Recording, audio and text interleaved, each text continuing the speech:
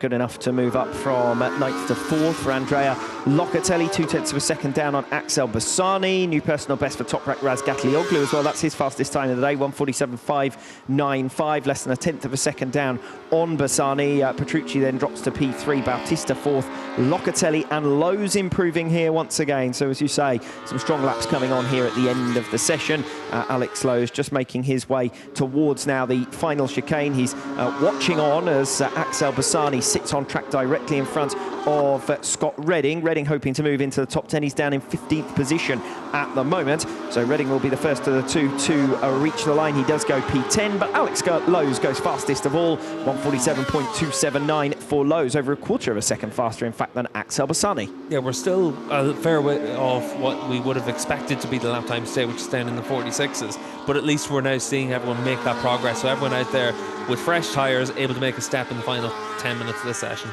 Alex Lowe's just peeling off to one side of the circuit. Less than 4 minutes remaining in the session. And Lowe's will now rejoin the racing line. This lap will just be warmed down for him by the looks of things. But Lowe's particularly fast last time around to take the leadership of the session away from Axel Bassani. Of course, it should be said we don't really know what tyres riders are using out there at this stage. But Axel Bassani looks to have put in a fairly long run here in FP2. Yeah, Bassani's done a good job in this session. Bautista's one of the few riders that hasn't improved, and he's still up there in the 5th fastest time in this session. So we'll see what he can do in his final lap now. He's just coming out of the pits, so he's got time for 2 fast laps at the end of this session. Jonathan Ray, one of the other riders that hasn't improved as well. Ray obviously had that crash around about a half an hour ago, so we'll see if he's able to make a step now in his final laps. Yes, Jonathan Ray, though, has managed to get a fair number of laps in this afternoon, so I don't think he'll have been too hamstrung by it.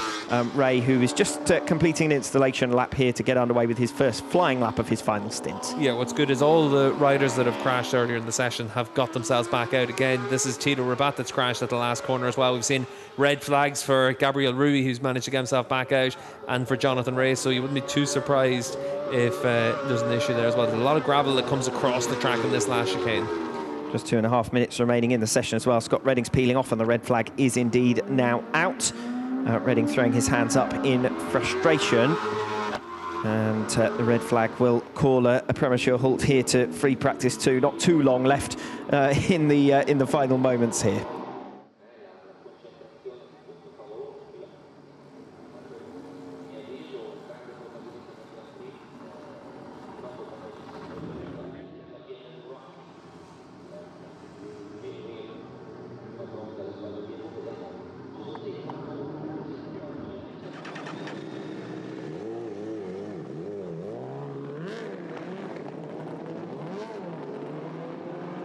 So pit lane will reopen. We will get one flying lap at the end of this session. It's a little bit like old times, isn't it? Yeah, you can see there for Leon Haslam on the 91 BMW there, just a little bit slow away.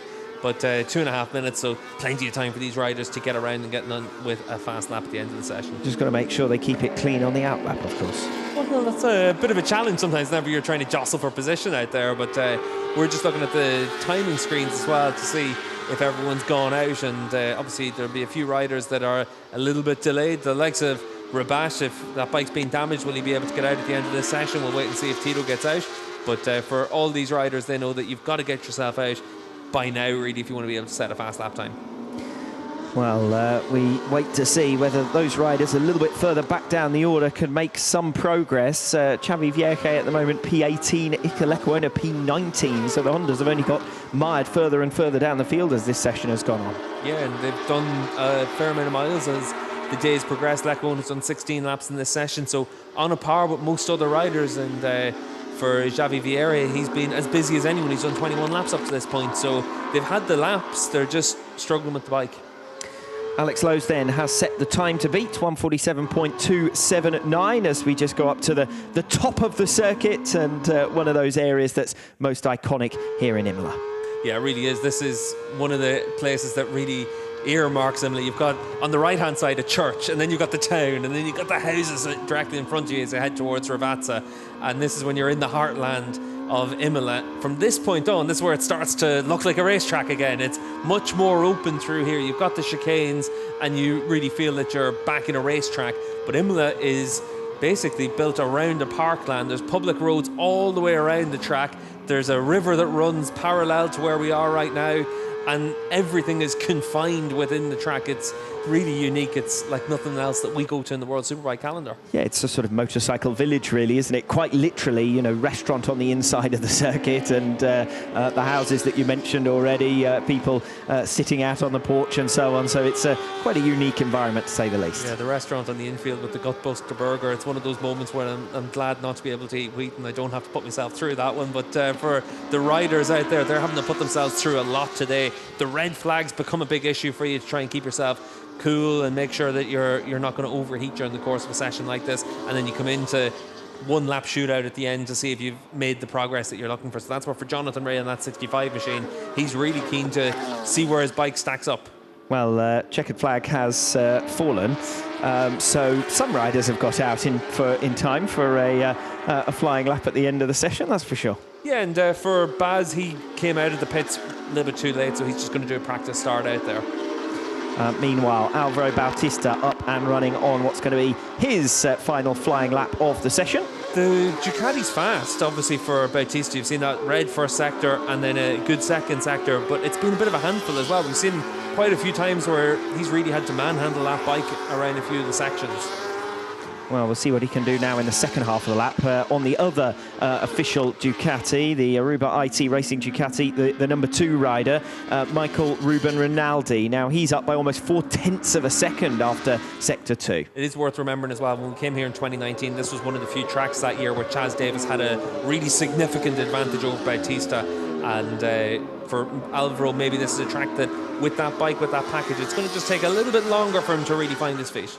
Yes, also we re-emphasise that we don't know exactly what programme riders are running. Could be on longer runs, could be reusing tyres just to get an indication as to how long they will last in the hotter temperatures. While we focus on times through the final sector, Michael Ruben Rinaldi still 0.3 of a second up. We pick up the number 21 Ducati now. If he's smooth off the final turn, this could be enough for P1 in the closing seconds. It is good enough for P1. Michael Ruben Rinaldi, 1:47.128, sets out his stall quite nicely. Garrett Gerloff pops up into P3. So from absolutely nowhere, Gerloff shakes off the effects of that crash earlier on in the session with a 1:47.454. Jonathan Ray with a new personal best for the afternoon on his final lap round. This is his teammate Alex Lowe's. Lowe's just crossing the line, but it is slower this time around. He will finish P2. So Rinaldi, Lowe's and Gerloff, Bassani, Locatelli, Petrucci, Bautista, Redding, Ray and Razgatlioglu rounds out your top 10. Really, you can't read too much into that in the end, because there were a few riders who set flying laps right in the closing moments and may well have had the softest available tyre on. Yeah, you have to wait and see until after the session what everyone's been running, what the programme was. But for Garrett Gerloff, though, it's probably the strangest session he's had in a long time. The lows at the start of it, having that crash with his teammate, and then the highs at the end of it to get himself up into the top 3. 3 different manufacturers up inside the top 3 positions, though. So at least that's a good sign, hopefully, for the weekend. Well, certainly a more eventful session than we had earlier on today, wasn't it? Yeah, you need to remember, Al, we're not paid by the minute, we're paid by the session. So don't bring in the commentator's curse right at the start of it. But it was an action-packed session, and that's what Imola can provide. And we're going to see more crashes into that final chicane over the course of the weekend. And we're going to, in all likelihood, see more red flags. That is something that has been a bit of a feature here at Imola over the years, just because the gravel gets pushed out onto the track and you need to make sure that the track's in good condition.